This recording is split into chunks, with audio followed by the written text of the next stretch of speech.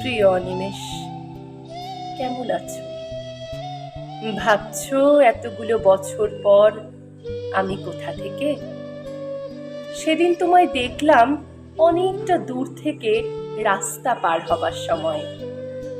গায়ে একটা হলুদ পাঞ্জাবি, হাতে বাজারের ব্যাগ, চোখে মোটা ফ্রেমের চশমা দেখলাম একটা। বেশ সংসারী লাগছিল তোমায়। তবু চিনতে এতটুকু সময় লাগলো না।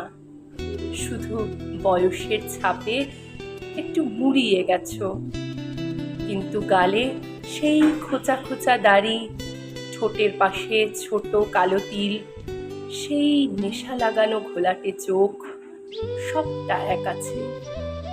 কেবল চুলে পাক ধরেছে খানিকটা। অনি, তোমার মনে পড়ে তুমি যখন বলতে চুল দাড়ি না কেটে তুমি রবীন্দ্রনাথ হবে, আমি কি রেগে যেতাম সেটা শুনে। আমি শুধু ভাবি জীবনের এই 22টা বছর কিভাবে চলে গেল আমাদের দুজনের থেকে। সব তো ঠিকই ছিল,